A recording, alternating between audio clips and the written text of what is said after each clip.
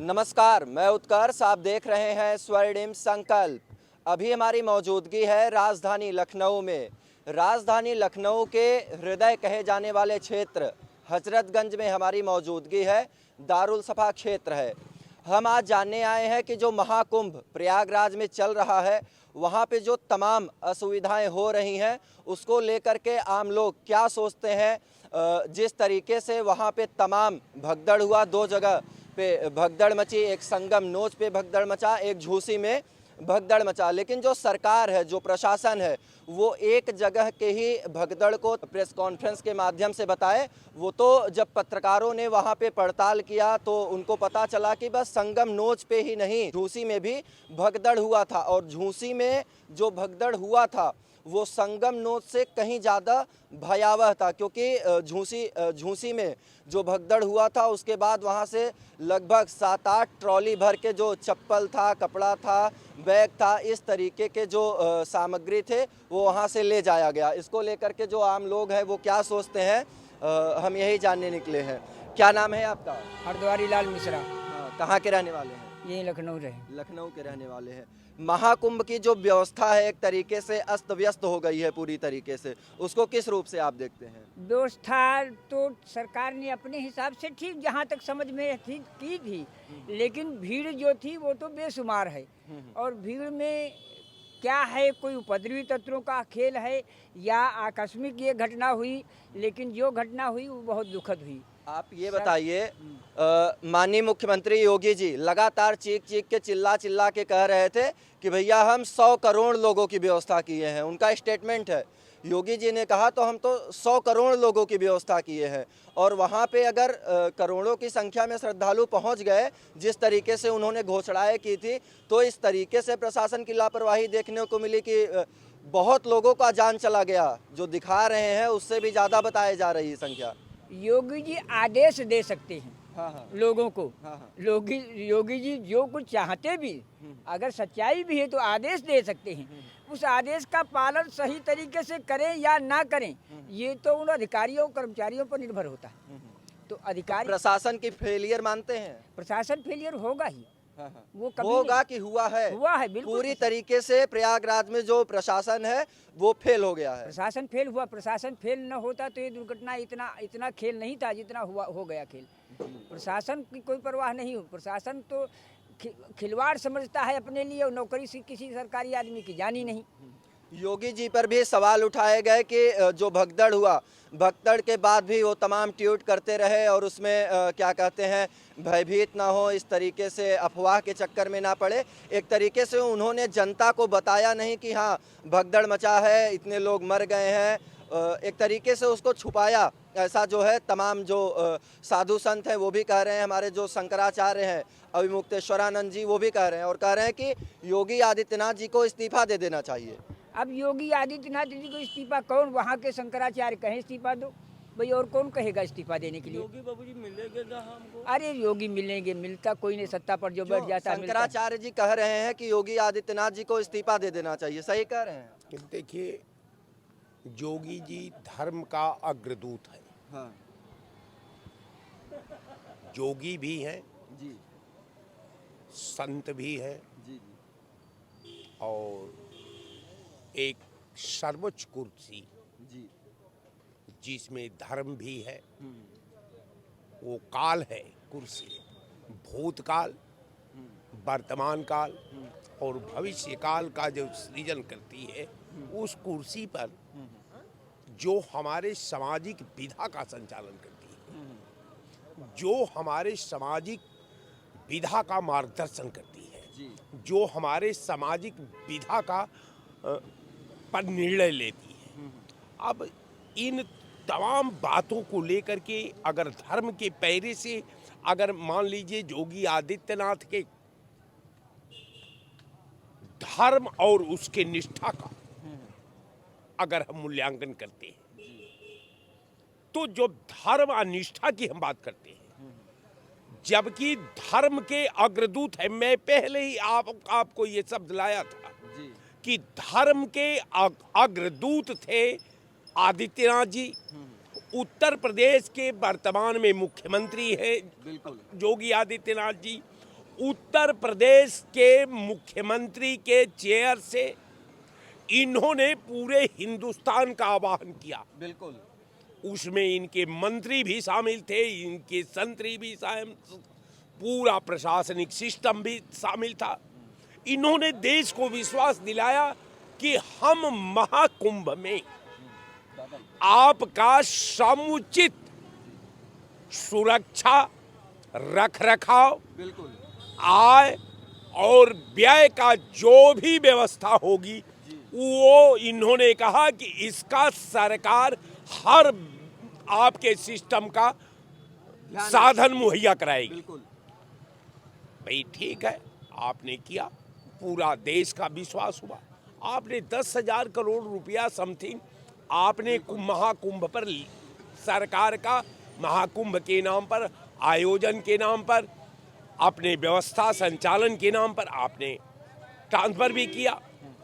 हम लोगों को बहुत अच्छा लगा कि कम से कम आप एक पुण्य के कार्य में जो सरकार की भूमिका, सरकार का नैतिक धर्म, सरकार की जिम्मेवारी, अगर हम तीनों बिंदुओं का वार समीक्षा करते हैं तो धर्म ये कहता है कि धर्म का आधार शंकराचार्य से ये आपका धर्म भी प्रमाणित होता है, शंकराचार्य से सनातन भी प्रमाणित होता है, शंकराचार्य से संत भी प्रमाणित होता है। तो अगर मान लीजिए कि शंकराचार्य जी ने आपके पूरे सिस्टम का मूल्यांकन किया होगा, आपके नैतिक धर्म का मूल्यांकन किया होगा, आपके वचनबद्धता का मूल्यांकन करके अगर शंकराचार्य ने ये सवाल जोगी जी पर उठाया है, तो अगर धर्म में विश्वास है, अगर आपको ग्रंथ और पुराण में विश्वास है, तो जो ग्रंथ और धर्म है उसका पहचान जो है शंकराचार्यों से है। शंकराचार्य अगर कोई निर्देश देता है तो अगर धर्म में आपका विश्वास है तो नैतिक जिम्मेवारी आपकी बनती है कि आप जो है शंकराचार्य के मार्गदर्शन को स्वीकार करते हुए आप उसे एक्सेप्ट कर लें। मतलब आप कहना चाह रहे हैं कि शंकराचार्य जी ने कहा है कि इस्तीफा दे दो तो इस्तीफा दे देना चाहिए उनको। हम इस्तीफा की बात नहीं कर रहे हैं, हाँ। हम ये उनको बता रहे हैं अच्छा। कि धर्म के आप एक हिंदू धर्म का अग्रदूत थे। आप बिल्कुल हिंदू धर्म में ही शंकराचार्य के मापदंड पर सनातन की पहचान होती है, हिंदुत्व की पहचान होती है, संत की पहचान होती है, जोगी की पहचान होती है। अगर धर्म गुरु का आदेश है कि आप इस्तीफा दे दो तो आपको अपना धर्म का निर्वहन करना चाहिए, जैसा कि आप निरंतर उन्हीं के मार्गदर्शन में आप अपने पूरे जिंदगी और कर्म निष्ठा का संचालन किए हैं। तो अब आप अग्नि परीक्षा, धर्म के अग्निकुंड में आपकी परीक्षा है और उस परीक्षा में इस पूरे देश का बौद्धिक लोग आपके धर्म को अग्नि परीक्षा के मापदंड पर आपका धर्म को एहसास करा रहे हैं कि जब सनातन की पहचान की बात आती है, जब सनातन को प्रमाणित करने की बात आती है, जब हिंदुत्व की बात होती है, तो अगर ये तीनों पैरा में आपके दिल में, आपके दिमाग में, आपके कर्म में, आपके सोच में अगर सनातन थोड़ा सा भी हो तो सनातन के अग्रदूत का फैसले का आपको वेलकम करना चाहिए। ये मैं आपके चैनल पर ईमानदारी से बयां कर रहा हूँ। लेकिन शंकराचार्य जी को तो तमाम जो भाजपा के जो एक तरीके से समर्थक हैं वो उन्हीं के ऊपर आरोप लगा रहे हैं कि शंकराचार्य तो कांग्रेस के चाटुकार हैं, चाह रहे हैं कि मुख्यमंत्री जी हट जाएं। बिल्कुल इस तरीके का घिनौना अपराध लगा। बिल्कुल आपने सही कहा जी। मैं बार बार कहता आया हूँ कि धर्म की परिभाषा बदल दी जाती है। जहां भाजपा की कसौटी चढ़ती है धर्म की, ये जब ये कसौटी पर चढ़ते हैं तो न्यायालय को चुनौती दे देते हैं, जब ये कसौटी पर चढ़ते हैं तो संविधान को चुनौती देते हैं, जब ये कसौटी पर चढ़ते हैं तो लोकतंत्र को चुनौती देते हैं, जब ये चुनौती के घेरे में आते हैं तो प्रजातंत्र को भी चुनौती देते हैं।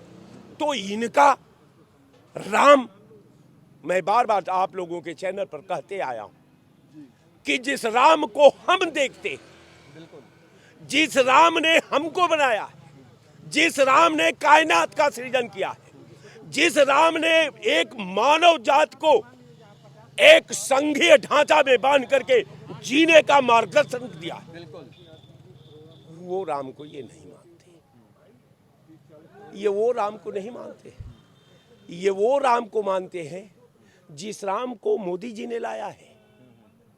क्या लग रहा है भैया, आइए, क्या लग रहा है कि जिस तरीके से संगम में भयंकर हादसा हुआ, दो जगहें भगदड़ मची, लेकिन सरकार ने, प्रशासन ने उसे छुपाने का प्रयास किया पूरी तरीके से? छुपाने का कोई प्रयास नहीं किया है। ये तो राजनीति के जो लोग हैं, जो विपक्षी लोग हैं, पार्टी के तमाम जो लोग हैं, वो लोग इस चीज़ को बढ़ावा दे रहे हैं। क्या उनकी गवर्नमेंट में ऐसा नहीं हुआ? उनकी मतलब उनके गवर्नमेंट में जो हुआ है वही चीजें आज भी होंगी? अरे नहीं, ऐसा नहीं है। उनके गवर्नमेंट में जिस तरीके से माफिया घूमते थे, इस भी गवर्नमेंट में ऐसे घूमते रहे। कहाँ घूम रहे हैं, कहाँ घूम रहे हैं? नहीं तो आप तो कह रहे हैं ना कि उनके में हुआ है, इनके में अरे हुआ। नहीं, आपने अभी आप माफिया की बात की, आपने अभी आपने नहीं मान लीजिए उस चीज को तो छोड़ दीजिए, उस चीज को तो अरे आप छोड़ लोग, हाँ, अभी आपने 2 मिनट, अभी आपने कहा पहले कुंभ में ले गए, फिर आप माफिया कहाँ घूम रहा है, हमें बताइए। अखिलेश यादव जी के पास जाइए, लगभग 2 दर्जन से अधिक माफियाओं की सूची बना के रखे हैं और बार बार मीडिया में जाहिर करते रहते हैं। ऐसा कुछ नहीं। अभी तक आप प्रदेश में देख रहे हैं, कहाँ पे माफिया घूम रहा है, कहाँ माफिया घूम रहा है? आप खुद इस चीज़ को देखिए ना, तमाम महिलाएं घूम रही हैं सड़कों पर, ठीक है। नहीं वो तो पहले चलिए इस चीज को मुद्दे से भागेंगे नहीं, कुंभ को लेकर के खास बातचीत कर रहे हैं, तो प्रशासन की फेलियर मानते हैं कि नहीं? शासन की फेलियर नहीं मानते? प्रशासन भी तो बेचारा लगा हुआ है वहाँ पे, प्रशासन भी तो लगा हुआ है। जो वहाँ पे अराजक तत्व के लोग ये बताइए, वो लोग इस तरीके कर रहे हैं ना, आज जो बड़ी बातें कर रहे हैं ना, कि आप ये बताइए, एक बात बताइए, एक बात, आप सुन नहीं रहे हमारी बात। आपने जब से बीजेपी सरकार आई है, तब से सबको हिंदुत्व नजर आने लगा है, तब से मंदिर नजर आने लगा है, तब से लोग पूजा करने लगे। वैसे सभी लोग कहाँ जाते थे, आपको भी तो मालूम है कहाँ जाते थे, आप भी पहले भी मंदिर में जाते थे। अरे कैसे आपने, क्या बात कर रहे हैं आप? इनके कहने का मतलब है कि लोग पहले मंदिर में जाते ही नहीं थे, पहले लोग मंदिर में नहीं जाते। अब बढ़ावा आप लोगों ने दिया है, अब बढ़ावा दिया बिल्कुल। हाँ, क्यों? जब तो से ये बीजेपी का प्रभाव है? क्यों? बिल्कुल हमारे धर्म गुरुओं का प्रभाव है कि बीजेपी का प्रभाव? हाँ, ये धर्म गुरु। आप बताइए कि ये धर्म गुरुओं का प्रभाव है कि बीजेपी का प्रभाव है? देखिए, मैं उनकी भावनाओं का समादर करता हूं आपके चैनल से जी। चूंकि डिबेट पर, आइए डिबेट का मतलब ये होता है जी, कि सार्थकता, बिल्कुल निष्पक्षता, बिल्कुल, और जो है उस पूरे पैरे का अंततः ज्ञान, बिल्कुल सार्थकता का शक्ल और स्वरूप क्या है साहब? किसको सार्थकता कहा जाएगा? जी। अब देखिए, मैंने बताया आपको कि राम, जी, ये सीधा सीधा जो कह रहे हैं कि मैं उनके कथन पर कोई टिप्पणी नहीं कर सकता, अच्छा। क्योंकि न वो मुझको जानते हैं न मैं उनको जानता हूँ। पहली चीज, आप विचार का जब संगम होता है, देखिए हम लोग शोध के छात्र रहे, बिल्कुल हम लोग विचार ही है, उनके विचार हैं, आप अपना विचार देखिए जिस समुद्र के मंथन से जी, विष निकला, बिल्कुल वही समुद्र में अमृत भी निकला। बिल्कुल। आप देखिए, महसूस करने की बात होती है, जन्नत और जहन्नुम की 2 घाट नहीं होती जी। अमल से जिंदगी होती है, जन्नत भी जहन्नुम भी वो खा के अपने फितरत में न नूरी है न नारी है साहब। अब मैं, चूंकि हम बात करेंगे, लेकिन कम से कम डिस्कशन उससे किया जाता है जो आपके भावना की नाभि को उसका पारा टच करता हो, और उस आदमी आपके भावनाओं के दहलीज को के पैरे का ज्ञान रखता हो, तो वहाँ डिस्कशन होता है। आज ज़्यादा ना हम आपके डिबेट में समय देते हुए मैं अपने को अलविदा होने से बिल्कुल, पहले बिल्कुल। मैं एक बात जरूर कहूँगा कि किसी चीज़ की ज़रूरत नहीं होनी चाहिए। जी ज़रूरत से न देख अहले साहिल अहले तूफा को। कभी भी ऐसा होता है किनारा डूब जाता है। मायावती का किनारा डूब गया, अखिलेश का किनारा डूब गया, मुलायम का डूब गया और कांग्रेस का किनारा डूब गया। तो आपकी क्या बिसात है? आप तो कहीं है ये नहीं है पूरे महाभारत के जंग में।